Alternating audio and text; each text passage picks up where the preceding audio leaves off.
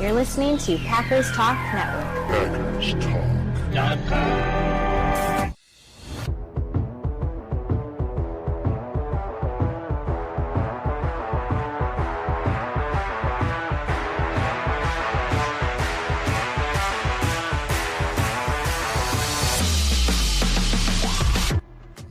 Welcome to the Packers Weekly Podcast, part of PackersTalkNetwork.com. I'm your host, Miles Teddick, joined by your co-host, Tim Hamilton.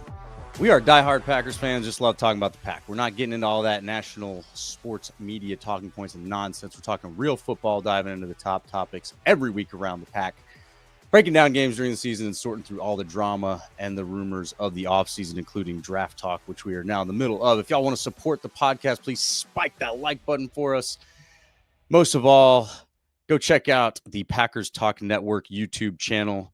Hit a subscribe button there. Hit that little bell for bonus points. We would greatly appreciate it. It really helps us out a lot. And, of course, we want to share the show with you guys. We want you guys to know that we're here every Monday night and sometimes on Tuesday when I come down with a fever on Monday. So that is what it is. Here we are. But we got some fun stuff to get into this evening. Obviously, the title of the episode is kind of a teaser about some potential offseason movement that I don't think has been talked about. So we're going to talk about it. And then, of course, we have some draft prospect breakdowns to do. We are going to spend this episode solely on receivers because there are so many of them. So here we are. But first, we have some business to take care of. Our show is sponsored once again by Wisconsin's own Ticket King. For over 30 years, Ticket King has been providing Packers tickets to Packers fans, as well as Bucks, Brewers, and Summerfest tickets. You can find them on the web at ticketking.com or visit their locations in Green Bay and Milwaukee. Remember to support your local Wisconsin businesses. Rock on. Tim, good evening. How are you, man? Good evening, Miles. I'm doing good. We're a month away from the draft now, so it's getting close. It is getting close. It seems like there's still so much draft content to squeeze in between now and then, but we're gonna do it. But yeah, it's getting pretty close, man.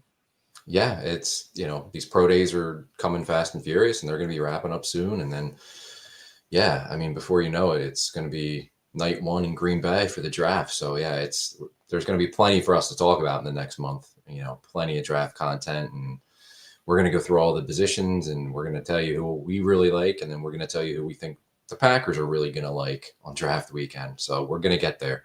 But it's coming real fast, and super excited for this draft this year, especially because it's going to be in Green Bay.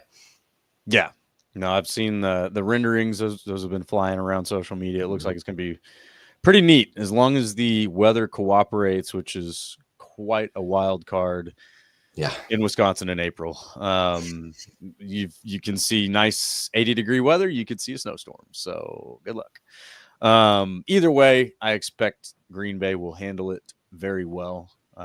May give them a chance to flex that bad weather, skills that they have. And because I gotta be honest, down here in Texas, we don't handle bad weather well. People know that.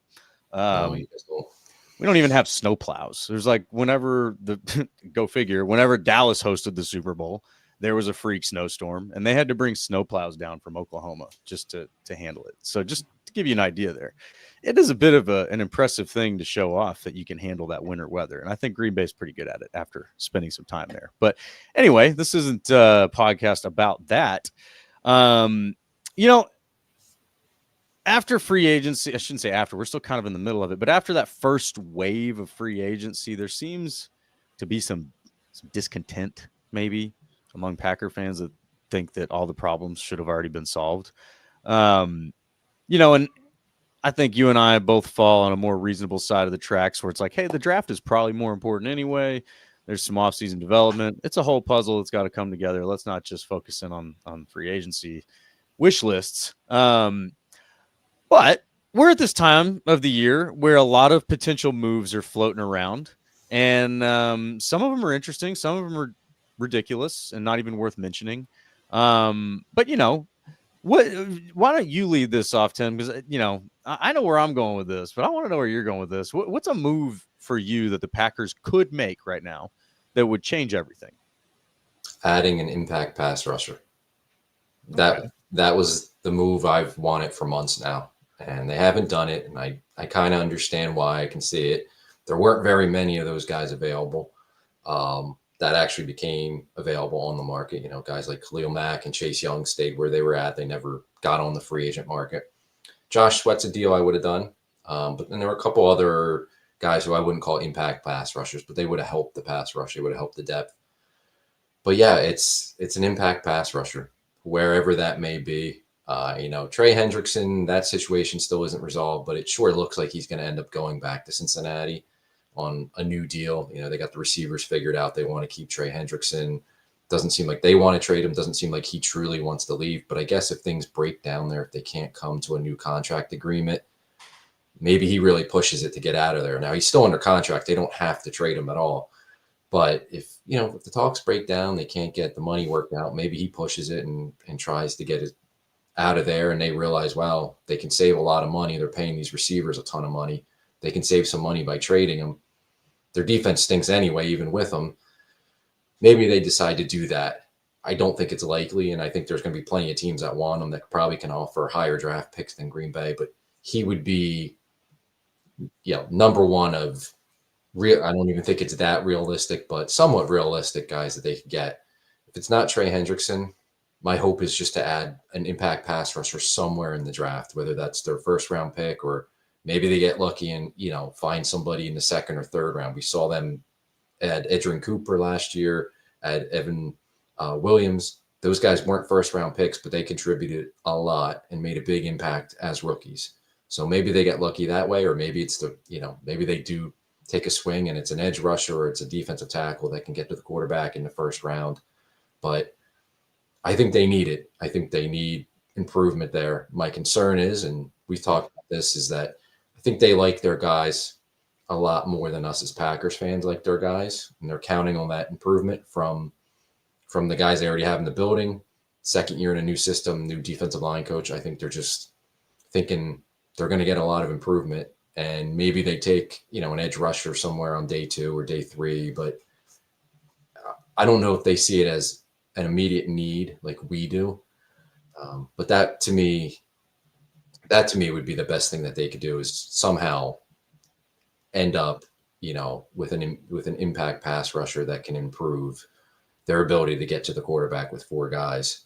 Who that player ends up truly being, I guess we'll find out at the draft, because I don't think it's coming a veteran route unless Hendrickson, unless that happens or unless somebody else shakes free. But yeah, to me, it's pass rush. That's the glaring area that they have not addressed this offseason, is the pass rush. And I think it's the number one need and it continues to be. So that's for me. How about you? Is there a guy out there? Is there a, position or an overall area of improvement for you that you think they need to address and can address between now and the start of the season?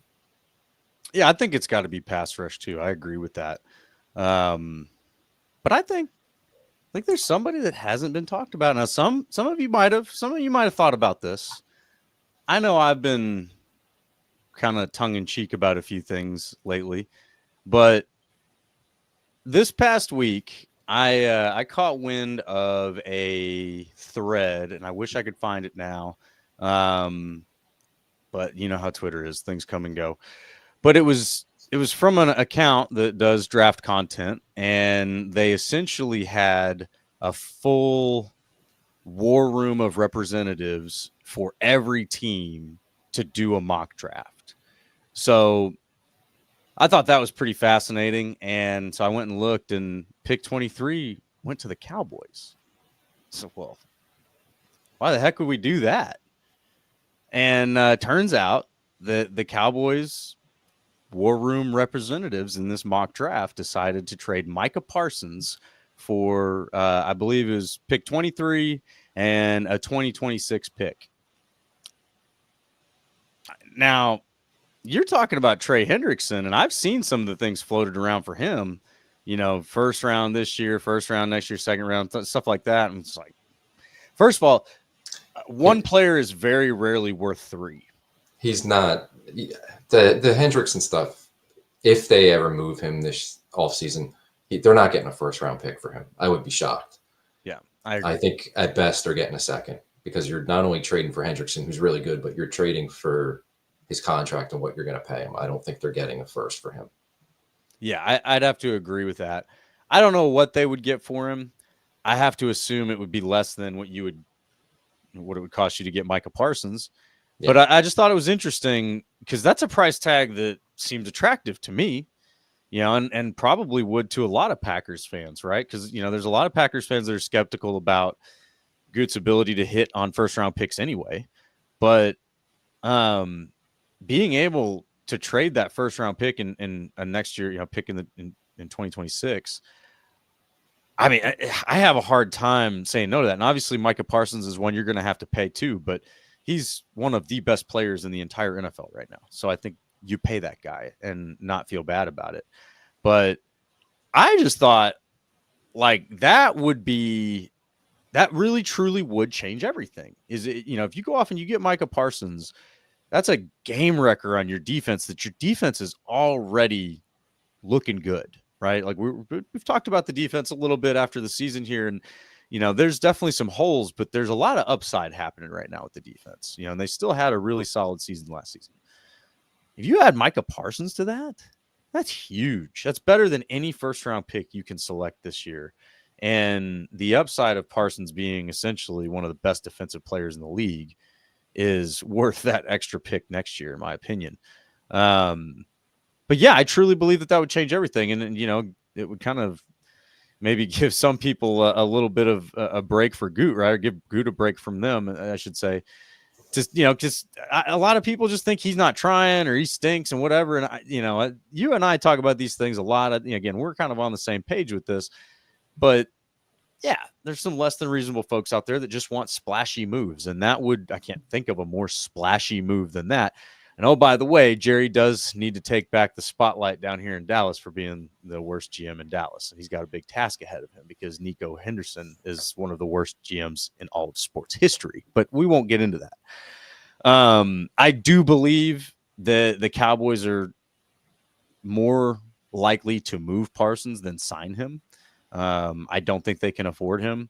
I think that they're headed for more of a rebuild than anything. You got Dak's contract there too, CD's contract. There's just a lot of money there and across not very many players. So I just don't think they're going to be able to sign him, and they got to move him. Now, what we talked about last week is once you get into the draft, there's a little bit more of a sense of urgency depending on the situation. So if the Cowboys say they can draft a pass rusher with that 12 pick and then pick gets down to 23 and there's still, I don't know, Malachi Starks or something like a receiver they like or something, still on the board there's a higher urgency to trade up, which increases the value of that 2023 or that number 23 pick in the moment. Now, how much? I don't know, right? Obviously, we're not wizards here. We don't have any crystal balls or anything, but I really think that that's a lot more of a reality or potential reality right now than anybody is talking about. Well, that's a lot to unpack because I don't see it. I don't see Dallas. I know they're paying Prescott and they're paying CeeDee Lamb a ton of money at the top of their positions. Like at some point you run out of cap space. And Micah Parsons is going to want Myles Garrett's contract or to beat Myles Garrett's contract a little bit. So they're going to have to pay up. And the longer they wait, and for whatever reason, the Cowboys have this philosophy or whatever it is, like they like to wait to pay their guys. Yeah, and you see how much it costs them more with CeeDee Lamb. You see how much it costs them more with Dak Prescott. Like it just makes no sense. Just pay the guy sooner rather than later because the price is only going to go up.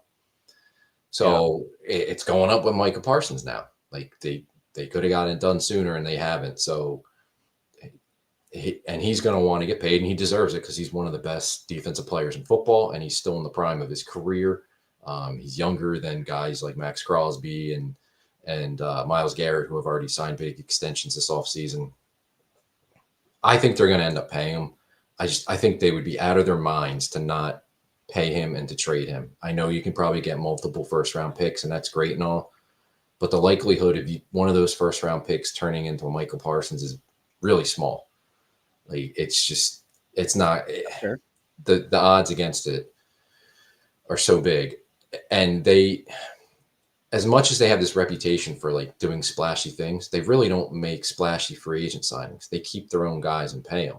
Now, they may wait way too long to pay them, and maybe sometimes they pay them too much as they're, headed downhill in their career, but they pay their own guys, and they're not a team that really goes out and like pays guys from other teams a lot of money or makes these, big, huge trades. So I think they're going to find a way to keep him. He's a star. He's a guy that generates attention for him, which Jerry loves. And I think they're just going to say, you know what, we're a pretty good drafting team. And they are. They have their misses, but they've had some hits over the years too, and they've developed some guys. And they're going to pay, certain guys at the top of the market. They're three big guys, Prescott, CeeDee Lamb, and Parsons, and then try to fill in with the draft. Kind of similar to what it now looks like the Bengals are going to have to do with paying the two receivers and Joe Burrow and then maybe Hendrickson as well. If for some reason he was available, whatever it takes to get him, we're talking about, again, one of the best defensive players in football. He would be the best defensive player the Packers have had since prime Clay Matthews and Charles Woodson. He's an absolute game changer, game wrecker. If you had to give up the first round, or hell, if you had to give up the next, 2 first-round picks, I would be fine with that, because there's no player you're going to take at 23 that's going to come close to Parsons unless you just absolutely hit the lottery and somebody's way better than their projections are to be. He would change everything. He would change your franchise, and he would set you up for a long time. And I know you'd have to pay him $40+ million a year. Figure it out. He's that kind of guy that's worth it. So, yeah, if he became available, I would be all in as a Packers fan, wanting him on the team. He's that good. He takes you to a Super Bowl contender. He's your franchise player on defense with a franchise quarterback on offense, and fill in the rest of the guys with, smart drafting and developing and under the radar signings and all that. But yeah, he's a franchise guy. You pay him. So I don't see it happening. It's a great thought, and it's cool to talk about here in the offseason, and I get it. And it's sure, I mean, until he signs that mega extension, it's at least somewhat of a possibility, no matter what they say. Until he signed that contract on the dotted line, it could end up getting ugly, and he could become available where they just can't work out a number. And he says, you know what, he gets pissed and wants to get traded, or the Joneses just say, your number's too high, we just can't do it, and they trade him. So, it's not a 0% chance. And if he did, I'm all in on it. Well, let's have a little fun here, huh? Let's do a little simulator real quick. This will only take a second. So PFF is not the end all be all, but No. This is the thing that all the Twitter folks are doing these days. So, all right, we're going to select the Packers here. We're going to control them. We're going to do a split on the PFF versus public. We're going to just make all these things nice and even here. Keep that randomness low. All right, we're just going to do one round. We're going to get to that 23 pick and see what it takes to trade it. Okay, start the draft. Let's see who the Cowboys took here.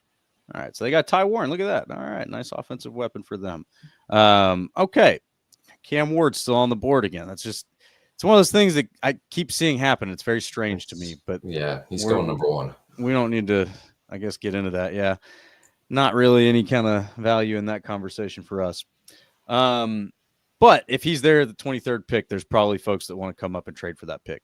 So here we go. So we got the Cowboys. We're going to put Micah Parsons on this here trade block. There he is. All right. We're going to give him our 23. And let's just say round 2 next year. Let's just be stingy here. So you're going to get our 23 this year. You get a round 2 next year for Micah Parsons. 2 for 1 there. I just accepted it. So, again, not that it's the end all be all, but it just seems strange to me that they would accept that. I wouldn't expect that to be accepted, and I kind of thought that the PFF stuff was a little bit more strict, but I guess not, because I don't see that being remotely close to what the Cowboys would want for him. Yeah, even if knowing you're trading a guy that's going into the last year's contract that the acquiring team has to pay and all that, I just don't see a 1 this year and a 2 next year getting it done, but it's fun to talk about at least. Well, and then our Showers has this perspective. Thanks for joining us again. Our 1 and 2 and pay him. Hell no. See, that's what it is, and this is the same thing. I think for most of these guys, even Trey Hendrickson is, and that's what DK came up against. It's like you got to give up assets and you have to pay them. So that's where I think that the price for the trade comes down to a place where it's like, yeah, you might have to think about that. It might be more of a conversation than we really are giving it credit for. But just fascinating stuff. Again, PFF not the end all be all. It's a fun little platform though that a lot of people are using right now, sharing their mock drafts every day because that makes a difference. But no, just food for thought. And then another move that would be pretty big. I don't know that it would change everything, but it definitely would be significant. And so Gute was the only GM at T-Mac's personal workout. Tet McMillan. I can't remember how to pronounce his first name. Yeah, we'll call him Tet. Tet McMillan. T-Mac. Now, he's seen by a lot of people as receiver 2. Obviously, I think Travis Hunter has the clear receiver 1 role if he's receiver 1. We'll get into some of that later, but it certainly seems like this guy, T-Mac, would have a tough time getting out of like the top 12. I feel like he's also somebody that the Cowboys could go after if he falls. So there's several teams in the top 10 that I think could go after him. So seeing that Gute was the only GM at his personal workout, it just kind of makes you think like, all right, well, I mean, what's it going to take for you to go get that guy if you're that interested in him? And it would be a significant move to get into, I got to believe, the top 15. Like maybe he slides past Dallas, gets in that 15 range, and you don't have to move up more than 10 spots to get him. That maybe makes sense and comes at a smaller price than we would expect. But I just thought that was interesting. Is this smoke or is this fire? I think there's a little to it because the way it's been reported is it's a personal workout. I mean, he was the only one. This wasn't like it was University of Arizona's pro day, because we know Gute goes to a lot of pro days. He was at Oregon. He was at Alabama. He was at Texas today as we talk on Tuesday. He gets around to the pro days, but this is a personal workout for one player, is my understanding. I don't think there was anybody else there. And he's the only GM, which stands out. So, maybe he was somewhere in the area or he had a day in between pro days and he dropped maybe. Yeah. But like a personal workout, you send the area scout, let him check it out, yeah. I think maybe it's smoke. Maybe they're trying to, they're not really interested in him, but let's put it out there that maybe they are. But he's not a guy that's really projected to be at 23. I think there's a chance he could be. We can talk about that, but I don't know. I don't think they go to that length to try to fool everybody. The fact that he was there watching, he wanted to see him in person and wanted to see what he looked like running and whatever other agility drills he might have done. Yeah, I think there's something there. It's odd that there were no other GMs there, and he was the only one. So I think he's probably covering his bases in the case that McMillan falls to him at 23, and he might very well be a guy that they like. And again, he wanted to be there and see him move, see him work out in person, and get his eyes on him like he does with other players. Having said that, I think there's a possibility he could fall to them. I really do. I guess there's a possibility they could trade up for him as well. I don't think this is the draft for them to trade up. I think and Gute said they want more than 8 picks. And I just think the strength of this draft is kind of like that late first round through the second round into the third round. I think that's kind of like the depth of the draft, the good part of the draft. So I don't think moving up for somebody, it would have to be somebody that they really think is completely separated himself from the pack of guys who would be in that 23 to mid third round range to move up for. Maybe McMillan would be that guy. I don't think this is the draft where they trade up in the first round. I think it was more so like there might be some buzz that he could fall because teams just maybe like other receivers like Golden or Burden or the kid from Ohio State, Becca Guba, however you pronounce his name. So maybe they're seeing things, hearing things that he could be there at 23, and you want to cover his bases. Yeah, that's not a bad point. I mean, this is the fog of war time of year for these guys. So we've seen it. The last few years, the media has a little bit of a consensus of their board by the time the draft rolls around, and then we're usually somewhat surprised at how the draft unfolds. It's not always a surprise, but sometimes it's pretty shocking. So, and then there's definitely been some mistakes made for sure. But yeah, that's a pretty easy point to get to, to think that he could slide. Even again, maybe it's not all the way to 23, but it's within range for them to jump up.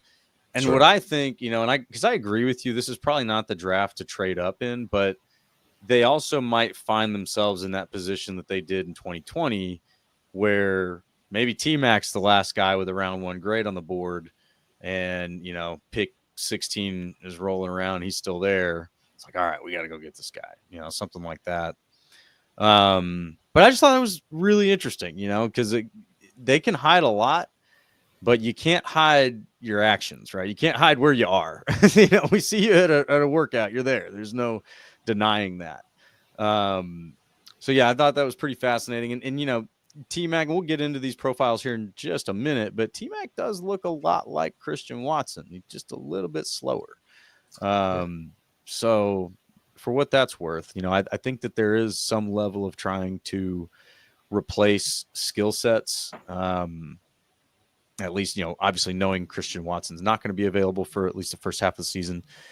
But yeah, you've got Bo Melton that they brought back, and he's got the speed end of things. We've seen that before. Christian Watson obviously has speed that you have to replace, but he's also got size that you have to replace, so yeah, maybe you can replace some of that speed with the other guys, and then also get T-Mac and have that big body on the outside. And then when Watson's healthy, you got 2 of them, which would be pretty cool. But yeah, definitely worth paying attention to. There's stuff happening right now, and you just never know what's bubbling underneath the surface. A lot of times the Packers' moves that have happened have been very quiet, right? There hasn't been rumors about them leading up to them. Right. And I think him being there at the workout, it's just something to keep in mind when the draft comes around. Like, just keep it there. And if McMillan starts falling down the board, there might be something to it. I certainly agree. So that said, let's get into receivers, man. Yeah. Did you have a chance to check out some of the guys in this class? I did. Yes, I did. Okay. So how do we want to start this out? Like, maybe who were you the most surprised by? I think at this point, I'm not surprised, but like kind of the beginning of the whole offseason draft process, Jaden Higgins has really like caught my attention. He's one of my favorite players. We're not doing our draft crushes tonight, but he might be one of mine when we do that episode. Through the Senior Bowl, I thought he was really good down there.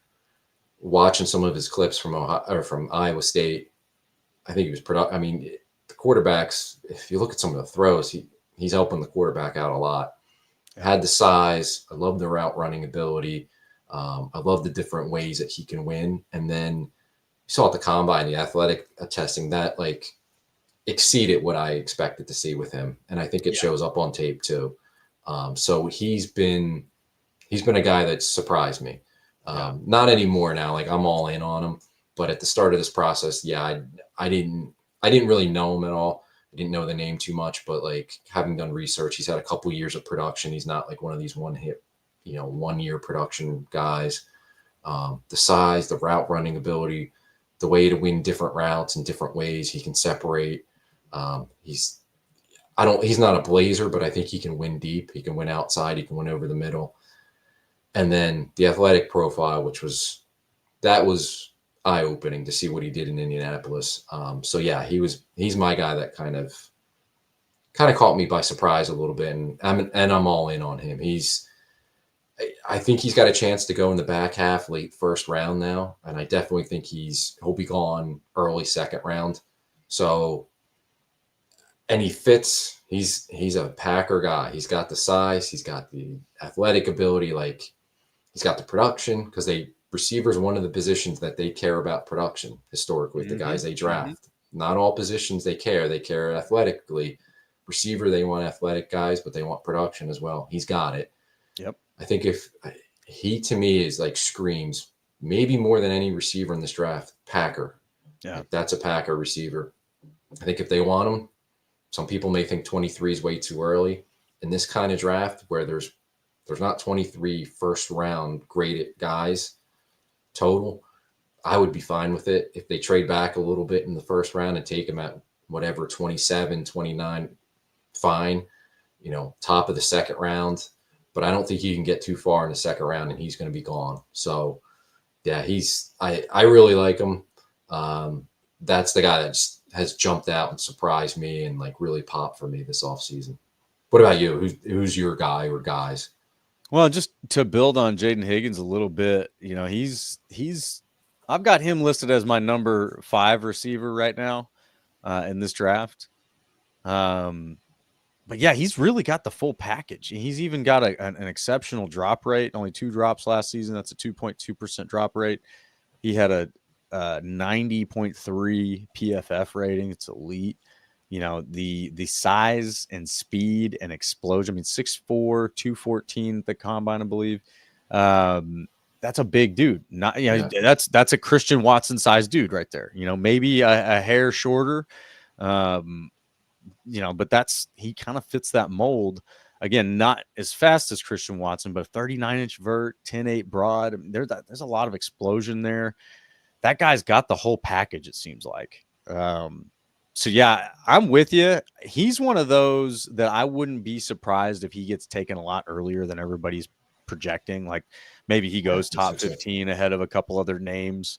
But yeah, that's definitely one that jumped off the screen at me. Another one that I really liked this guy even last year, but you talk about production being important. Jalen Royals is one that for me, he's that stereotypical size, that 6 foot, 205. He ran a 4.4 240 with a 149 10 split, which is fast. That's a fast 10 split. These other dudes, like just for comparison, we just talked about Jaden Higgins. His 10 split is 153. That may not seem like a big difference. That's a big difference. In 10 yards, that's a big difference. So Jalen Royals, he's explosive. He's fast. He has excellent body control, runs an excellent route. I mean, he is we would be talking about him in the receiver 1 category right now in this draft class if he didn't get hurt last year. And he's got yak ability. That's what I like. Like catches the ball and he can go big time. Crossing routes, deep over, stuff like that. Yeah, get him the ball, get it in his hands. He can make guys miss and he can just take off with his speed. Yeah, I like him a lot too. I think he can do different receiver, smaller than Christian Watson, but I think he can do some of the deep stuff like Watson can. And certainly I think he can do some of the yak stuff like Watson. And I've seen some people like, can he do more than be a slot receiver? I think he can. I think he could be an outside guy who you also use in the slot, but I think you move him around, right? Yeah. Like, I don't think you just put him in the slot, but I also don't think you just line him up outside. I think you can move him all over and do different things with him.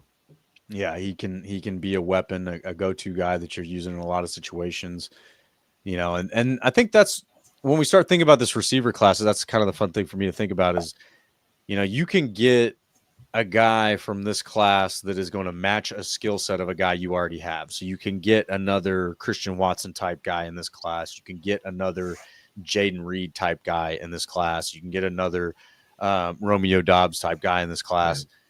So being able to have that skill set, across 2 guys instead of 1, I think opens up the playbook a lot, which is why I would probably expect them to come away with one of these guys. Probably not on day 1, but more on day 2,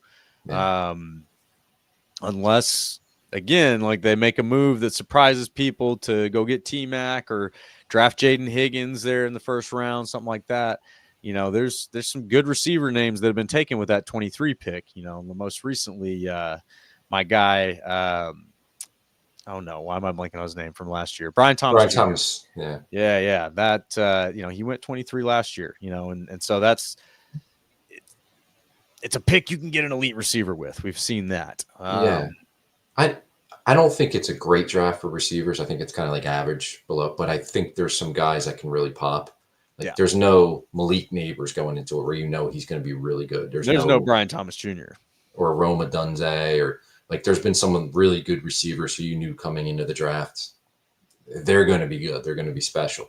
I don't think there's that in this draft, but I think there's a lot of guys that have that potential to be eventually a number one, or at least a real nice number two. And I think there's some guys too that can play like that role for you, whether they're a deep guy, whether they're a slot guy.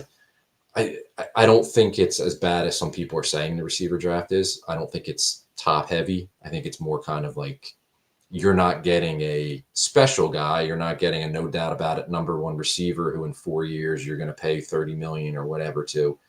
I think it's more so like we're going to get some good receivers who, there's a couple of them who might be number ones, but they're more likely you're going to get a bunch of number twos, number threes, which is fine. I think they're guys that can help you and build a receiver room and build depth. So, yeah, and I'm with you. I don't think the Packers take one in round one.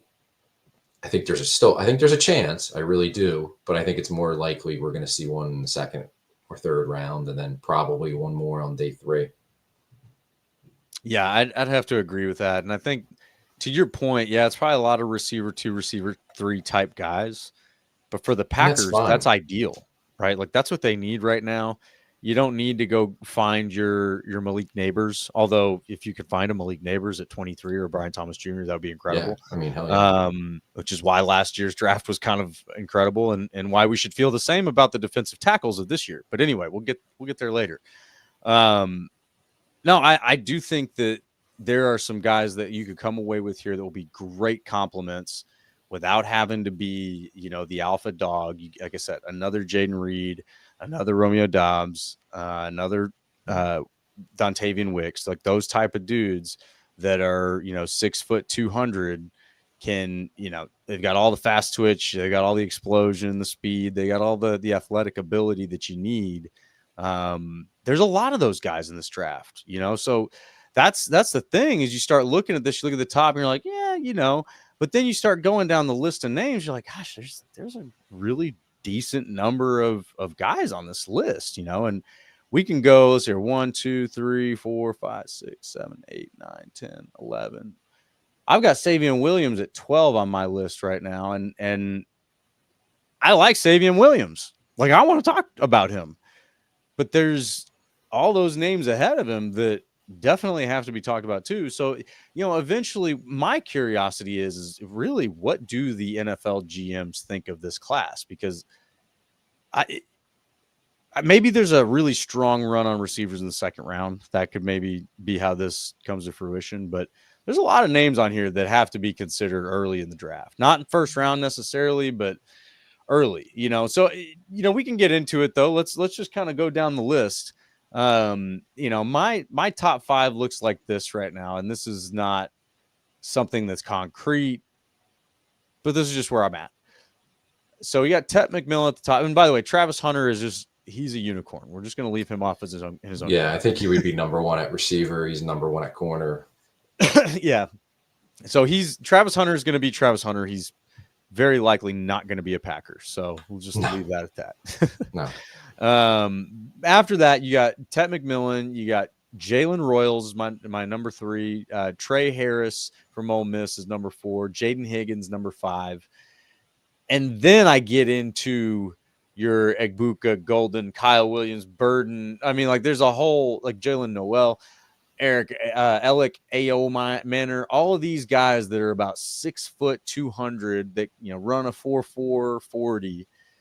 I mean, you can interchange them however you want, and I'm sure some of them are better than others and all of that. But when it comes down to those guys, I think Chris Sims got a lot of attention for his receiver rankings today and how high he ranked Kyle Williams.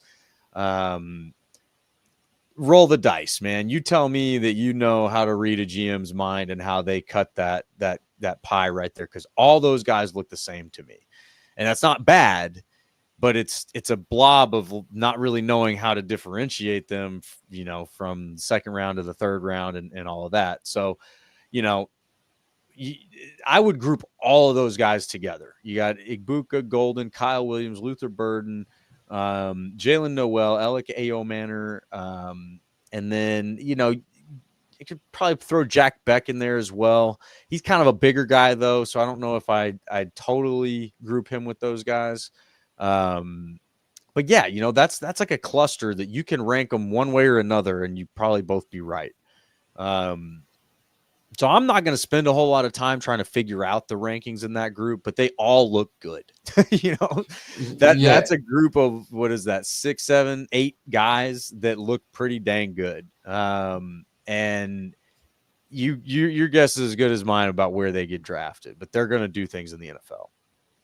Yeah, and I think your point about like the GMs, we don't know how they have them ranked. I think that goes back to, it's going to be a kind of a different draft after those first 10 or 15 picks.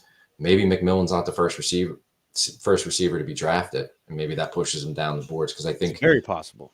Yeah, I think there's not that top 1 or 2 or 3 receivers who like everybody knows are the top guys, and then kind of like, okay, here's everybody else. We got to figure that out. It's kind of like different GMs may have these guys ranked completely in different orders, and that starts at the top too. So yeah, it definitely, it's going to be wild as far as how they're viewed and how they go off the board. I'm with you. Like, I've taken Travis Hunter out of it, who's his own unique player, and we'll talk about him, probably talk about him more with the cornerbacks. I think McMillan's the best one. I know there's some concerns about his speed because he ran 4.55. I don't care about that much. I don't think that's too slow for a guy who's 6'4" and almost 220 pounds. I thought he was really good the last 2 seasons, and the quarterback play was much better in 2023 than in 2024, but I think he was still really good. I think he's developed his game. I think he got better after the catch. Their offense also changed because the coach changed after 2023. So his numbers might be down slightly, but I don't think that's all on him. He wins with his size and his physicality, and he can run, the fade routes, he can run back shoulder and all that. But you also see he's improved his yak ability greatly, I thought, in 2024.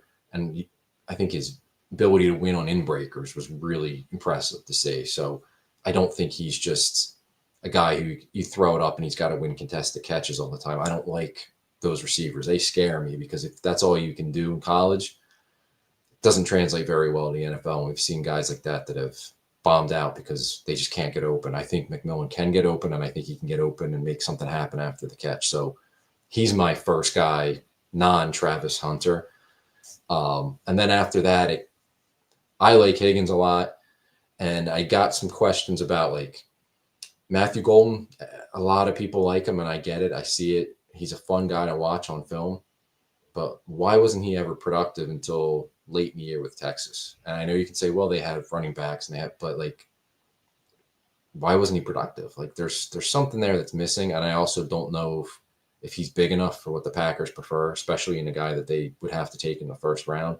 I like him. I think there's, I can see why people are putting him as their top receiver or one of their top guys, but I think there's a lot of questions with him. And historically, a guy that has had his lack of production, it doesn't work out with them going in the first round. Like, those are the kind of guys that bomb out. So I have questions with him. I like Luther Burden from Missouri. I think they used him. Their offense kind of fell apart. The quarterback was playing injured in 2024. So his 2023 film is a lot better. 2024, they were just throwing him a lot of screens and a lot of like quick stuff. I don't know what happened there. I think his ability is still the same. It's just they used him completely different. And the quarterback was injured and wasn't very good in 2024. 2023 was much better. He put up monster numbers. There's some questions about character now that are coming out. Who knows what that is? That could be a smokescreen. Teams might be putting that out there. Maybe there's something to it. we don't know, so I don't really want to get into that part of it. But I like him, but I get that there's a question, is he a slot only? I think he can be outside too, but maybe he is only a slot receiver. And if so, I don't think he's going to be a Packer. But I do like him. I mentioned Higgins. I like Higgins a lot. Ibuka, or however you say his last name, I think he might be only a slot guy. And again, I don't think there's a fit there for Green Bay because they have their slot receiver. And I don't think they're going to take a slot only guy in the first round. But he's a good receiver. And we see how all these Ohio State receivers have been very good in the NFL, very good in college. They know what they're doing there. I think he's going to be a productive receiver. And I do like him. I just don't see the fit with Green Bay. Royals, we've talked about. I really like Royals. I'm with you there. I think that's kind of like the first round guys I have some questions about. I like McMillan the best, but then when you talk about Golden and Bird and Ibuka, like those are the guys I'm not sure about. And then when you get in the second, third rounds, there's some guys who I really like that I think are going to fit for Green Bay, maybe better than the guys who are going to go earlier, if that makes any sense. But I think that's kind of like their sweet spot is taking a second round receiver again. My only fear with that is they might miss out on Higgins, who I think lines up really well with what they typically like with receivers. But yeah, it's an interesting class. I think it's going to be teams are going to have these guys slotted all over the place, and there's questions about who's a slot only, who can win outside, and all that. It's going to be fascinating to see how it plays out because there's just not those separators at the top, and there's different shapes and sizes with these guys. How's it going to, who's going to be all over their board with some of these selections? What guys are going to be falling? One of the other names I want to just throw out there, because I think your list was really good, and there's not a whole lot I can really debate because those are the same guys I like too. Yeah. But one guy you didn't mention that I like is Torrey Horton from Colorado State. Okay. Yep. And I think he came in at 6'1" and about 196. So he's in that 200-pound range. I think he fits too with the Packers. Testing scores were great. A lot of production at Colorado State, where he was the main guy there. Like he was their weapon. He was still able to win. I think he can win deep. I think he can give you some after the catch ability. He's got to refine his route running. There's a lot of development still left in his game, but if you're picking him late in the second round or definitely in the third round, fourth round, I think that's a really nice pick. If you can, get him in the third or fourth round, I think he's got some upside and some ability where he might be one of those guys that goes late on day 2 or even into day 3 that really pops and has a more productive career than a lot of the guys that go before him. Yeah. Okay. So I didn't get to watching him yet, but I have seen his name around. And that just it's a testament to how long this list can be, right? Like if you really want to cover this list of receivers, you got to go pretty deep into it. Yeah. And yeah, so that's I like your list. There's not a whole lot to debate. One that we probably both agree on, but I didn't really dive into. Trey Harris from Ole Miss. He is in that category with Jalen Royals, where we might be talking about him as receiver 1 if he had gotten to play a full season this last year. His stats in 8 games were nuts. He had 60 catches, 1,030 yards, and 7 touchdowns. I mean, that's a full season for most of these other guys, and that was 8 games for him. So, and then obviously the size speed combination, 6'2", 205. Is that right? I thought he was bigger than that. Maybe that was the combine thing. But yeah, so I mean, he's got good size, he's got good speed. The 4.5 is, maybe kind of looked at as slow these days, but a lot of guys run that 4.5 and are faster than that on the field. And Devontae Adams is one of them. So I wouldn't put a whole lot of stock into that. A 4.54 is pretty solid for a guy his size. And again, he's got the explosiveness with a 38.5 vertical, 10.5 broad jump. It's a lot of explosion there. So I like him. I like his size speed combination. I like the film that I saw on him. He's a fun player. He's one of those that, definitely could be fun to plug into this offense, and they could do a lot with him. Yeah. And I liked him too. And then, one of the concerns that came up was like he was really good against man coverage, but he only saw like 70 snaps of man coverage. So it's like, is he really that good, or is just the sample size so small? And he plays in kind of like a unique offense, I guess you call it. Like they don't run a ton of routes or anything like that. So he would have a long way to go, like developing his route tree and all that. And then the 4-5 thing was strange because it looks like he's a guy that can win deep. Like he won deep a lot at Ole Miss, but then he didn't test very well. So does he just play faster than what he timed? That could be the case. Possible. Yeah, but that was a guy that interests me too.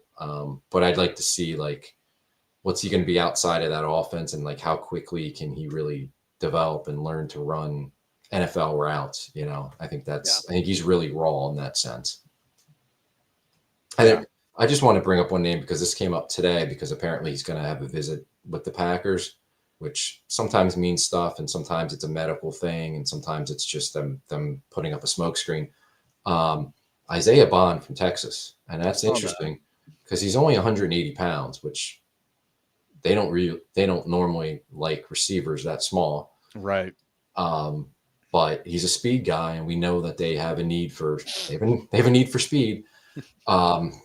Especially, with Watson's injury, and I think even if Watson was healthy, they could use another field stretcher. He can be that guy, and I think he's got some ability to be more than just a field stretcher. But I thought that was interesting because he is definitely smaller than they like under those thresholds. But maybe they stretch it. They think I think if he's a day 3 guy, maybe you really relax some of those thresholds if you like a guy. But if he's a day 2 guy, it would be surprising if they took him. But, the fact they're bringing him in for a visit, there's got to be some type of interest there.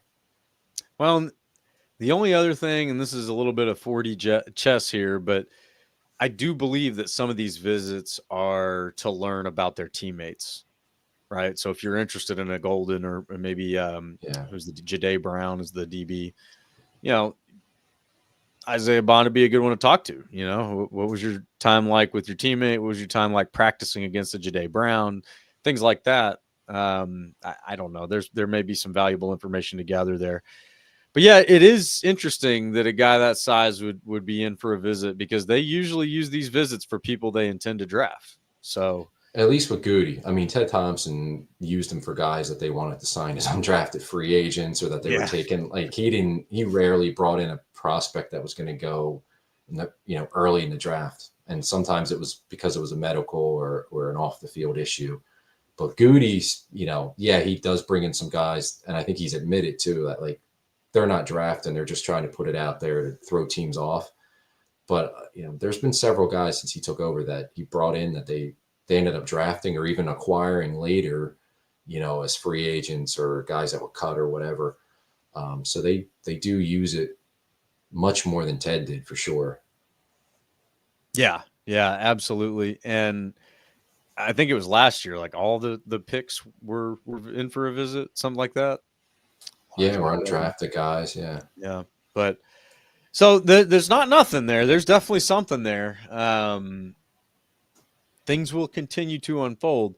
Another notable name, and this is maybe in the less positive note, Xavier Restrepo ran a 40, 4.8, wasn't it? Yeah, I think so. And then he came out claiming his hamstring was tight before the workout, and then don't run. Right. Nobody wants to hear that. And if his hamstring was tight and his agent knew, his agent should have said, "Don't run." Yeah, that's just I don't want to hear it. Don't run. Yeah, I mean he's a little slot guy anyway, so I don't think the Packers had any interest. But man, that's a shame because he killed his draft stock with that one, I think. Yeah, I think he did. And, he'll go somewhere. He'll get drafted. He might even be a pretty good receiver in the NFL, where all that matters is production at that point. Right. But, that hurts. So he's not on our board. No. I don't think the Packers are looking at him. He's 5'10". That's not good either. They're not usually looking at 5'10" receivers. But, yeah, so Savion Williams. And I know this is a popular name here in the chat. Let's see here. I got to get back to one of you guys. Okay, never mind. I can't dig too deep. But Savion Williams. I think it was our Showers. Like some. Well, there was a little debate, but yeah, our Showers. I know that you're a fan. I want to be a fan.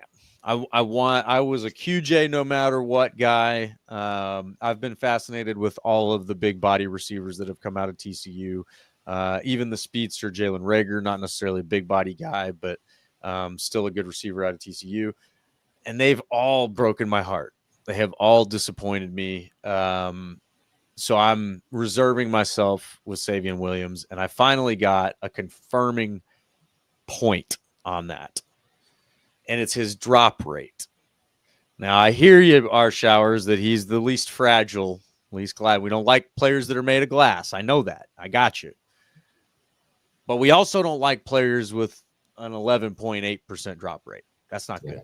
That's not good. And I think I did see the comment that said that Savion Williams was held back by QB play, which sure I might listen to that, but not with an 11.8% drop rate. Yeah, the Packers receivers dropped enough balls last year. We're good. We don't need to be. We don't need that. Look, I mean, he's got the size and the athletic ability, but they played him at Wildcat quarterback. He was running the ball. You know, can he run routes in the NFL? Can he separate? Maybe he's like a Debo Samuel kind of guy where you can line him up and hand him the ball some like they did at TCU, and he can play receiver for you. Maybe, you know, he's certainly interesting, and I think he's one of those guys that, I mean, we'll never know this because we don't see teams draft, but I think he's probably all over the map as far as how teams view him. But I mean, it's interesting, but I'm with you. That's a lot of drops, a lot of unrefined receiving ability. Like I don't know what to make of him, and I hear you, Arshower. Like there's potential there. There's athletic ability and there's size, but there's a lot of questions. Like, is this guy just a big body? Like, can he actually separate? Can he run a route and get open in the NFL? Can he do something with it after he gets open, or can he just catch it consistently? Sure, the quarterback held him back. Sure, the offense probably held him back as well. But I don't know. I'm definitely on the fence with that. Like, if you get him on the third day, okay, cool. It might be a fun guy, fun weapon to develop, but not on the first 2 days for me, at least. No, I agree with that. He's definitely a day 3 guy. Then our Showers, I see you at pick 100 or later is a thing for sure. And sure. I think that because of the names that we've talked about ahead of him on this podcast, I think most of those names are going before him, you know, so I don't think it's unrealistic to think that he makes it to 100 or beyond. But you just never know, like, who's going to be in love with the size speed combination, who's going to be, you know, overlooking the drops because they believe they can fix them. Those types of things happen all the time, right? There's coaching staffs and scouts that believe that all the time. So there may be somebody that says, hey, you can't coach that, you know, that running ability when the ball's in his hands, you know, his athleticism at his size, all that kind of stuff. You can't coach those things. We can coach these other things and fix them. Okay, well, that's probably the case you have to make to get him before pick 100. And again, there's just these other names here that don't have those question marks. So you're probably taking them first. But yeah, I mean, 100 and beyond, I think that would be a phenomenal value pick, because if you can fix those issues, 6'5", 225 is fun. That's a lot of fun. You know, there's some things you can do with that, you know, especially when you got another 6'5", 220 or whatever, 6'4", 220, whatever Christian Watson is on the other side when he comes back healthy. Big, fast dudes, more than one big, fast dude, that's a lot of fun. There's a lot of fun we can have with that. People will eat. But ahead of that, there's too many questions. And I think that certainly when it comes to receivers, I do trust the Packers and their evaluations. You know, we've seen some pretty strong success over the years. Even one that seemed like a weaker class with MVS and all those. I mean, MVS has some Super Bowl rings, so there's that. But yeah, I mean, their judgment has been pretty damn good on receivers, so I trust that. And if they go off and take a Savion Williams in the second round. All right, well, in Gute we trust then. But I don't think that's happening. I don't know. Final thoughts on this receiver class, man. I think the Packers end up with at least one. I think they do. I think they take one on Friday night 2, and then I think there's also a chance they may take one later on day 3. Not a great class. I think it's kind of mediocre, but I think there's some value in there. I think there's guys that you can develop, and if you use them the right way, whoever they take, I don't think you should expect any of them to come in and be wide receiver 1 right away. And I don't know if they're ever going to be a wide receiver 1, but that's okay, because you build your whole room, you make them complementary pieces. I think there's guys that can really fit what the Packers want to do and be nice chess pieces for how Matt LaFleur can deploy them. So yeah, it's not great. It's kind of average, maybe a little below average, the class, but there's guys there, and I have confidence. They've done a pretty good job of drafting receivers over the years. I think they're going to find one on day 2, and it'll be interesting to see who it is, obviously, but I think it'll be somebody that fits what they want to do and a complementary piece, but don't expect the guy to come in and be, offensive rookie of the year and a complete game changer. I think it's going to be, somebody that they have a specific role in mind for. Yeah, I agree with that. I think at this point, they're trying to align their chess pieces. They know that they're going to be without Christian Watson, big body, long speed. You got to replace those traits in your offense for your offense to continue to operate the way you want it to. So yeah, I believe that's probably spot on, man. I think they do come out of this draft with at least one, maybe 2 of these guys. Just the value that will probably be there on day 3 will be hard to ignore. Maybe that's again where you get your Savion Williams, and that's a great day 3 pick. But yeah, there are guys that will make a year 1 impact in this class. So make no mistake about that. But no, they're not going to be your Brian Thomas Jr., your Malik Neighbors type guys, Jamar Chase, Justin Jefferson. It's not those type guys. They're not the alpha dog, top receiver in the league type guys. Even T-Mac, maybe Travis Hunter, if he gets, drafted as a receiver into the right situation, he might be that type of dude with the body control that he has, elite athleticism overall. But I think what you're most likely to find is a guy that will fit this system, complement this system, and give you 600 to 800 yards and 5 touchdowns next year, and that ain't a bad deal from a rookie. So, no, I overall, I like this class. I think that the value is great in this class after day 1. But there's still some discussion there in the chat about Higgins at 23. I think that's possible, for the reasons that we talked about. He's really a great package. And, depending on what we know about, or what they know, the Packers know about how other teams are valuing these players, and they know more than we do, certainly. Higgins really might be drafted a lot higher than people expect. Just keep your eyes peeled here, guys. It's an easy class to maybe sleep on a little bit and maybe assume that the Packers won't get somebody or whatever. We don't need a receiver, all that. Don't sleep on this class.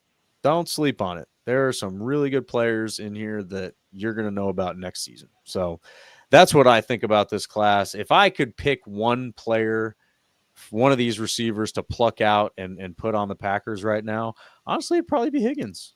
It probably would be Higgins. Again, the size, the speed, the production.